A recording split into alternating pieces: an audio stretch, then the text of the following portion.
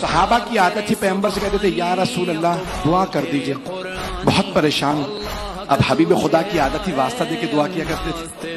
پیغمبر اسلام ہاتھوں کو بلند کرتے مسجد نبوی میں، پروردگارا تجھے علی کا واسطہ، اس کی پریشانی دور کر دے۔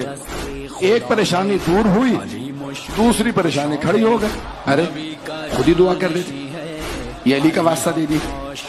اس زمانے میں بہت سوں کو علی کا بڑا بغض تھا، تو کہا یا رسول اللہ میں بھی پریشان ہوں، میرے لیے دعا کر دیں۔ جناب ختم مرتبہ نے ہاتھ لگا، پروردگارا یہ بھی پریشان ہے، اس کی پریشانی علی کے واسطے دور فرما دے۔ ایک تیسرے صحابہ آئے، انہوں نے کہا یا رسول اللہ بہت ہی پریشان ہوں، بچے بھی بیمار ہیں، گھر والے بھی بیمار ہیں، آپ دعا کرنے کا۔ پروردگارا علی کا واسطہ، اب برداشت ختم ہو گئی۔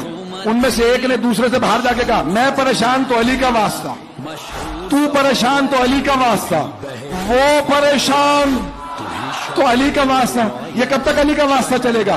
تو وہ دوسرے صاحب بولے زیادہ نہ خفت اٹھا، زیادہ غصے کی ضرورت نہیں ہے، جب علی پہ وقت آئے گا نا تیرا میرا واسطہ ہوگا۔ ایسی کیسی خوش فہمیاں لیے بیٹھے تھے۔ تو مرتبہ کہا کہ بھائی بس دعا مانگو کہ علی بھی پریشان ہو، کیا ہوگا؟ بھائی ہمارا واسطہ ہوگا۔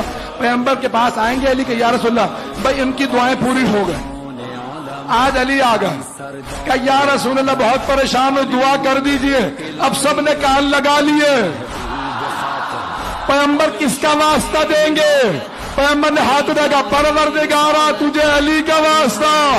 امامت علی بہر سخاوت، علی آقا، علی مولا، علی